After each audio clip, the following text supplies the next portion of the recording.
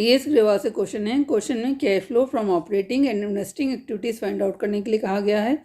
Surplus का opening balance है 2,50,000, closing balance है 10 lakh rupees, provision for tax 75,000, trade papers में इंक्रीज़ हुआ है, करंट एसेट्स की वैल्यू भी इंक्रीज़ की है, प्रॉपर्टी प्लांट एंड इक्विपमेंट की वैल्यू इंक्रीज़ की है, इट मीन्स हमने कोई एसेट परचेज किया होगा। एक्यूमुलेटेड डेप्रिसिएशन अकाउंट का भी बैलेंस गिवन है, ओपनिंग क्लोजिंग। एक मशीनरी को सेल किया है at a loss of ₹20,000, tax paid during the year कितना है 75,000। तो क्वेश्चन स्टार्ट करते हैं। Net profit before tax and extra ordinary item find out करने के लिए सबसे पहले हम क्या करेंगे, सरप्लस के क्लोजिंग बैलेंस में से लेस करेंगे ओपनिंग बैलेंस। सरप्लस का क्लोजिंग बैलेंस कितना है 10 लाख, ओपनिंग बैलेंस कितना है 2,50,000, net profit during the year कितना हो गया 7,50,000। अब हमें क्या चाहिए, नेट प्रॉफिट बिफोर टैक्स। हमारे पास अभी क्या है नेट प्रॉफिट, तो इसमें ऐड करेंगे provision for tax. Provision for tax कितना है एक बार क्वेश्चन में देख लेते हैं। Provision for tax opening balance है 75,000, क्लोजिंग बैलेंस है 75,000, टैक्स कितना पे किया हमने ड्यूरिंग द ईयर 75,000। अकाउंट बनाते हैं, provision for tax account. Opening balance है 75,000 बाय बैलेंस बीडी, जितने प्रोविजंस होते हैं उनके बैलेंसेस कैसे होते हैं क्रेडिट। क्लोजिंग बैलेंस है 75,000 टू बैलेंस सीडी 75,000। टैक्स पे किया हमने टू बैंक अकाउंट कितना 75,000। क्लोज कर देते हैं, अब और तो कोई एडजस्टमेंट है नहीं। 1,50,000 1,50,000 by statement of profit and loss account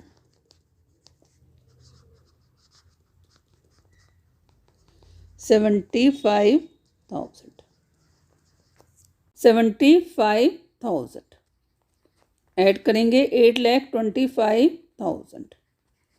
तो net profit before tax and extra ordinary item कितना है 8,25,000। Cash flow from operating activities निकालने के लिए सबसे पहले हमें क्या चाहिए होता है, net profit before tax and extra ordinary item कितना निकाला था हमने 8,25,000। ऐड करेंगे non cash expenses and losses. Losses में हमें क्या गिवन है, loss on sale of machinery कितना है 20,000।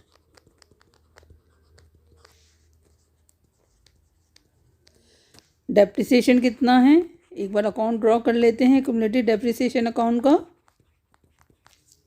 अ machine having book value of ₹1 lakh, machine की वैल्यू कितनी है बुक वैल्यू 1 लाख रुपीज़।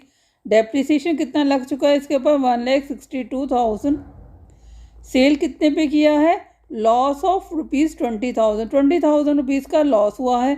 तो इट मीन्स क्या है, हमने इसको कितने में सेल किया होगा, मशीन की बुक वैल्यू कितनी है 1 लाख रुपीज़, लॉस कितना है सेल पर 20,000, लेस करेंगे तो सेलिंग प्राइस आ जाएगा। कितने पे सेल की हमने 80,000 रुपीज़ पे सेल की है, तो बैंक में कितना आएगा 80,000 रुपीज़। लॉस ऑन सेल और मशीनरी में कितना आएगा 20,000।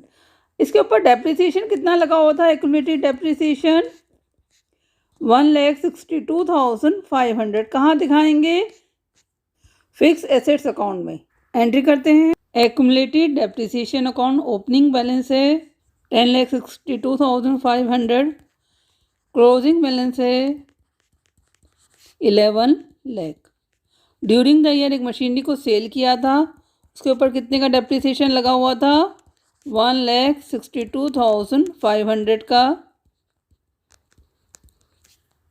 तो टू फिक्स एसेट्स अकाउंट 1,62,500।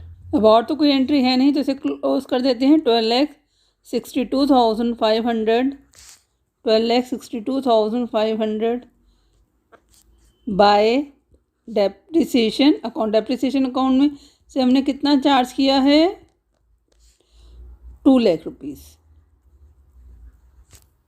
ये क्या है, बैलेंसिंग फिगर है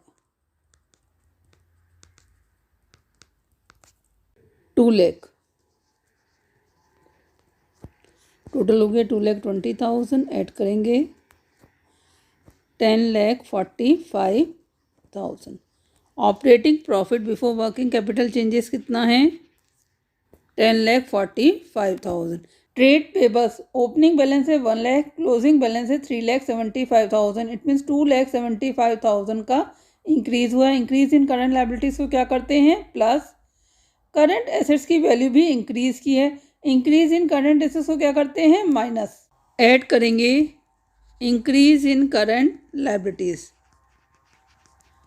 करंट लायबिलिटीज में इंक्रीज हुआ है, ट्रेड पेबल्स इंक्रीज किए हैं।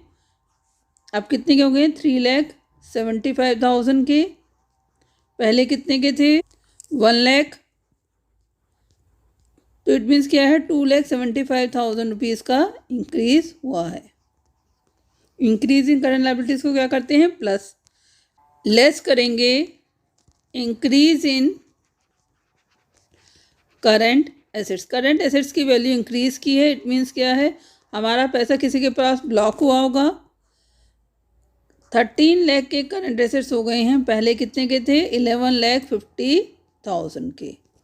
तो 1,50,000 का इंक्रीज हुआ है, तो क्या करेंगे? माइनस। आउटफ्लो ऑफ कैश है, तो कैश जनरेटेड फ्रॉम ऑपरेशन कितना हो गया? 11,70,000। लेस करेंगे टैक्स पेड। टैक्स कितना पे किया था हमने?